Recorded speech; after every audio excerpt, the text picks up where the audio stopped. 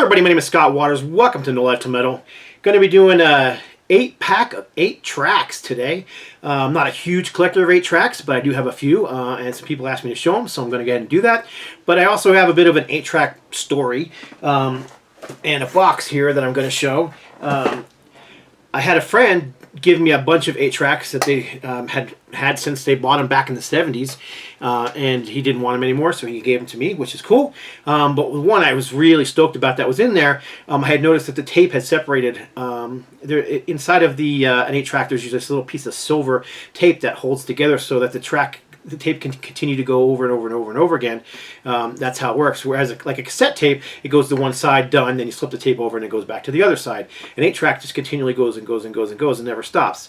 Well, that tape had apparently given out and it separated. So I sent it to him. His name is Jeffrey Russnock. Jeffrey did a video, which I will put a link to below, showing how he fixed and restored this classic 8-track tape for me. He is an 8-track tape connoisseur. He's got several machines. He's got a killer collection.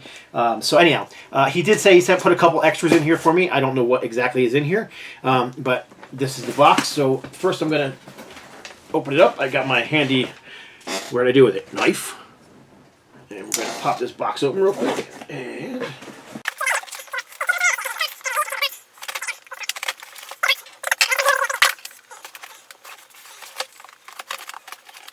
okay, I got the box open. The struggle was real. that box really, I thought I actually cut most of the tape before I started, thinking I'd only have to cut a couple pieces for the video and I'd be ready to go, but it didn't work quite like that. So, in any case, I'm still struggling with this box, and I just ripped the box, so I guess I'm just going to rip the box more because there ain't nothing I can do about it now. Alright, so what do we got in here? There's a can in here. Oh, very cool. I do have a few of these. I don't have this particular one, but this is Sun and Steel Trooper, the Iron Maiden beer. I have a few of the cans up there. I don't have this one. That's a cool Samurai Trooper. So that's really cool. I definitely wasn't expecting that. And then there is several tapes in this box. Let's see what else is in here. Oh, there's a bunch of stuff in this box. He was only supposed to really send me back my my 8-track tapes. Okay, there's some bubble wrap in here, and some more bubble wrap in here. Let's see. That's just bubble wrap too. All right, there's one more can in here. Ah, there it goes. It got a little bit of a dent in it from the mail, but I popped it out. And this is another can for the Trooper beer. So very cool. All right, so let's see what else is in here. Oh, another can. This one too got a little dented from the. Unfortunately, it's hard to keep cans from getting dented in the mail, but I'll pop this one out too. But I have to do it a different way. But this is the Enter Night Pilsner from Metallica. But yeah, you can see the dent, but it'll pop right out. I just need to pop it out. And then there's something else in here. Oh, cool. The hallowed Trooper hallowed beer. That's really cool. I've never seen that bottle either. So I have it's funny, I just had it here a second ago, but I have one of these for a different Trooper beer that has been made into a candle. So this is pretty cool. Maybe I'll have this one made into a candle too. I have a relative that makes candles out of beer cans, and it's really cool. I've done several for people. They're really neat. All right. So in here we got the 8-track tapes, I believe. And sure enough, I can see right on top, this is the 8-track tape that he did the video on. Again, check out that video. It's really cool. He shows what's on the inside of an 8-track tape, how he fixed it, you know, what goes into fixing it. He did put it in this new case, which I'm going to probably put on a different one because I actually found an original Casablanca sleeve that I'm going to put on this one. But regardless, here it is. The very first Kiss album from 1973, and you got Strutter, Firehouse, Cold Gin, Cold Gin Part 1, Cold Gin Part 2, because if anybody knows anything about 8-track tapes, sometimes the track clicks over in the middle of a song, which is what happened here. Then you get Let Me Know, Kissin' Time, Nothing to Lose, Deuce, Love from Kiss, 100,000 Years, and Black Diamond. So there you go. So yeah, I really appreciate Jeff fixing this tape up for me. As you can see, there's the tape on the top right there. He restored it. He put new pads on and the entire thing. Like I said, if you're into this at all, check out his video because it's pretty interesting. I was watching the video, grinning ear to ear just because I thought it was so cool. And my wife's laughing at me. She goes like, "You're such a geek," and I really am. I don't know why I geek out over this kind of stuff, you know. Other people geek out over sports and those kind of things, and me, I geek out over music and music-related items. So there's quite a few. Oh wow, this top one is really cool because I have actually never owned this one, and I'm just an Aerosmith fanatic, as you guys probably know. But there you go, the live bootleg. So this is 8-track stereo tape, 2 albums, and 1 tape cartridge in an original Casablanca sleeve. That's really awesome. This is Toys in the Attic, which I did tell them I didn't have this one. I have several Aerosmith ones, but I didn't have Toys in the Attic. Again, in an original Casablanca, Columbia. I say Casablanca Columbia sleeve. This one's in a Columbia sleeve as well. And then there's several more in here. Ted Nugent, his first solo album, 1974, I believe it was. Let's see if the date's on here. 75. Can't believe I got it wrong. 1975. Very cool. And I will be maybe actually what I'll do is, where'd that sleeve go? I just had it here a second ago. Oh, it's right here. I'm going to put this sleeve on this one, and there you go. And then Queen, News of the World, classic album, of course. Ted Nugent, Free for All, another classic album. This was his second solo album, which would have been 1976. And then his 1978 solo album. I've always loved this album. It was just, I mean, 1976 through 78 I was a kid and literally in grade school, and I just devoured these albums. This particular album, I was over a cousin's house in Bordentown, New Mexico. No, excuse me, it wasn't Bordentown. I can't remember where it was now.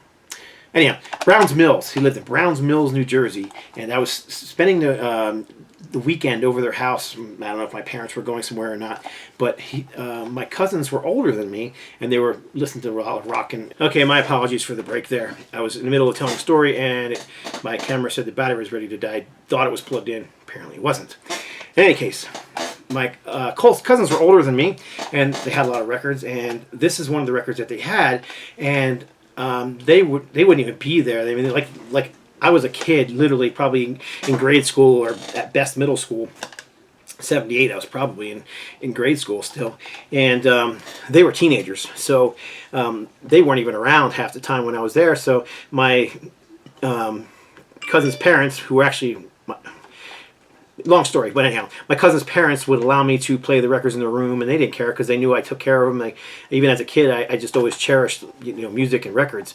And in any case, this particular album, I played over and over and over again on that record player.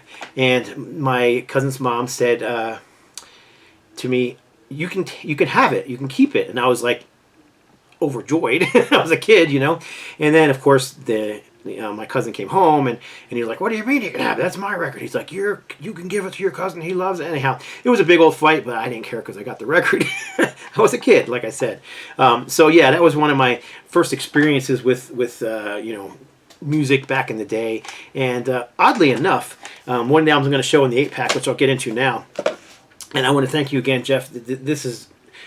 I was just happy that you fixed my Kiss 8-track. These other ones are just a awesome addition to the collection, so thank you very much.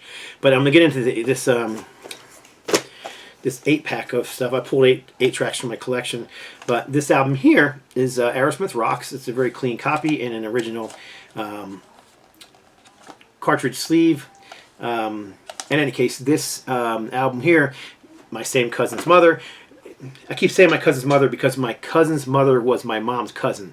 So they were like my second cousins, basically. But my cousin's mom had this really cool, you know, the old 70s, like, cool looking vans with had like the moon and the moon window in the back, and I don't know, I think they might have called them conversion vans back in the day, but all the plush seats and everything, and it was just the shag carpeting. She had one of those, and she had an 8-track player in that van, and she had stuff, all kinds of stuff in there. I mean, but she had stuff like Barry Manilow and Neil Diamond, which I wasn't really into as literally a kid in 1977 or so when this came out. But she did have this album in there, and she would go out and you know, drive around, and I'd be with her, and her name was Pat, and I would just beg her to put this Aerosmith album in, and I was just obsessed with this album, and she did. So I just ate it up, loved it.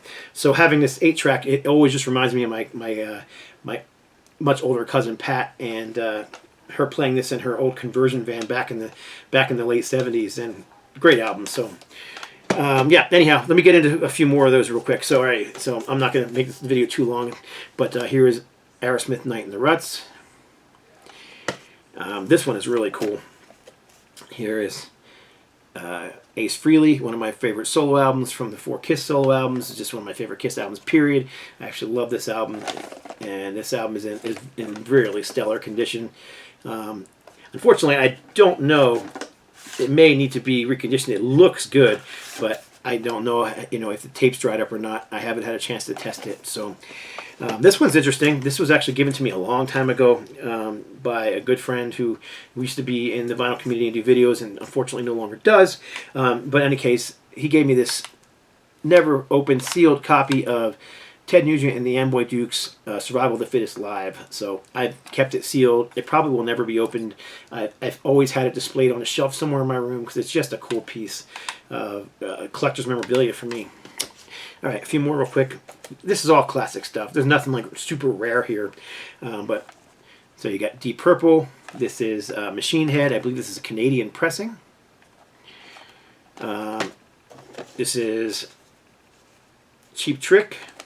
Dream Police, love this album. This was their 4th studio album, 5th album overall. Kind of after their hugely successful Live at Budokan. And this whole album is fantastic in my opinion. So, Dream Police. Canadian pressing of Black Sabbath, Master of Reality, given to me by the awesome Greg the Egg, aka Blackmore Rules. Black Sabbath Sabotage. And one more for this 8-pack is Thin Lizzy Jailbreak. So there you go. I have more, but like I said, I just wanted to show a few and kind of tell some stories about them. Like I said, do check out Jeff Froznick's video. I will put a link below so you can check his video out.